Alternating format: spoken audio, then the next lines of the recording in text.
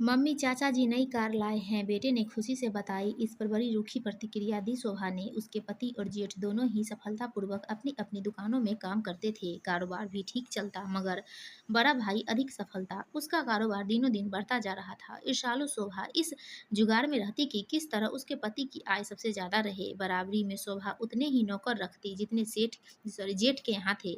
सब पुश्तैनी घर में रहते थे तो एक दूसरे के नफा नुकसान की बात भी न छुपा पाती थी। शोभा ने एक कदम आगे बढ़ाते हुए परिवार के नियम के विरुद्ध जाते हुए दुकान पर भी बैठना शुरू कर दिया पति के साथ।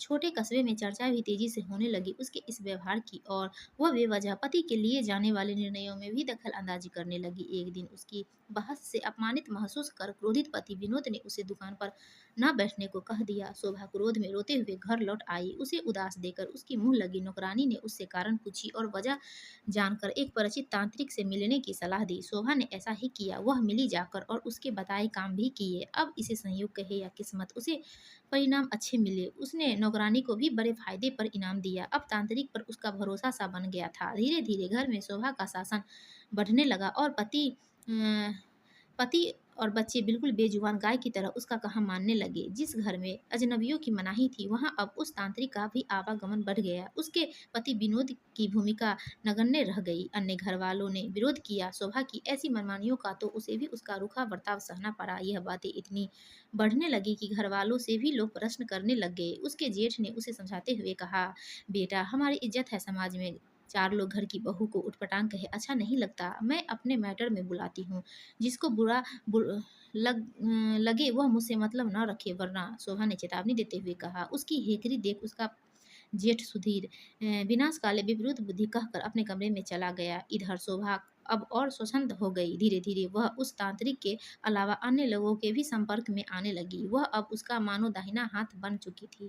जो वह चाहता विनोद के घर में वही किया जाता। उसे जितनी बराबरी की सनक सी चढ़ती जा रही थी, उतनी तेजी से ही जेठ का कारोबार बढ़ता जा रहा था। अब वह अपने घर से बाहर दूर दूर के लोगों के संपर्क में भी रहने लगी। पति और बेटे अपने हाथों से बनाते खाते घर पहले ही उसके आलस्य और पूजा अनुष्ठान के चलते नौकरों के भरोसे रहता था। अब वह भी बर्बादी की ओर बढ़ने लगा। पहले वह कई दिनों बाहर रहती थी, अब वह समय हफ्ते में होने लगा। विनोद ने समझाने का बहुत प्रयास किया पर उसने एक न सुनी। उसने छोटे बेटों की बढ़ती उम्र और पढ़ाई का हवाला दिया, यहाँ तक कि अपना सिर उसके पैर पर रख दिया। रोते हुए बोला, बच्चे और घर बर्बाद हो रहे हैं। मैं और बच्चे होटल से खाना लाकर खाते हैं। अब तो कोई नौकर भी नहीं राजी होता इधर काम के लिए।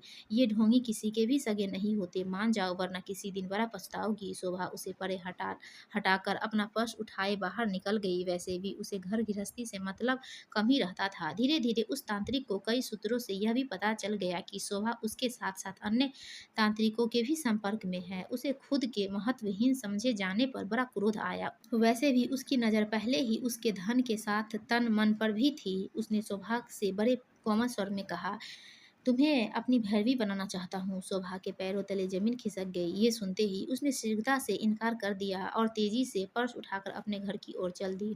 शक्ल देखी है आईने में, कहाँ मेरा सुदर्शन पति और कहाँ यह विद्युत व्यक्ति।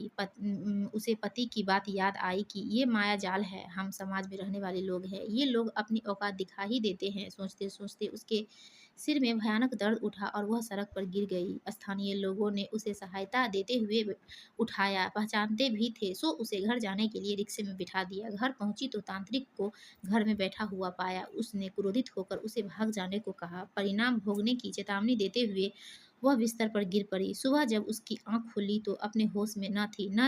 जाने से पहले वे न जाने क्या क्या कर गया था कि उसके लगाए निशान अथक प्रयास के बाद भी उभर ही आते थे। कुछ दिनों बाद मानसिक रूप से अर्ध विक्षिप्त खुद शोभा घर छोड़कर चली गई। महीनों बाद वह किसी एकाकी अधेड़ व्यक्ति के घर में लिव इन में रहती हुई पाई गई। अब तक उसकी काफ़ी बदनामी भी फैल चुकी थी। विनोद और उसका परिवार उसे अब घर में रखने को तैयार न था।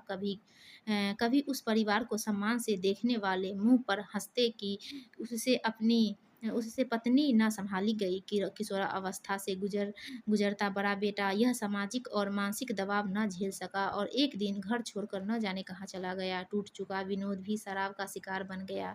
उसकी दुकान अब आए दिन बंद रहती। वह और 2 छोटे बेटे घरवालों की दया पर ही आश्रित थे। अच्छे विद्यालय में पढ़ने वाले बच्चे न जाने कब सरकारी स्कूल में पढ़ने लगे। शोभा का घर अब पूरी तरह उजड़ चुका था। महीनों बाद जब शोभा को होश आया तो मायाजाल के साथ उसका संसार खत्म हो चुका था। कभी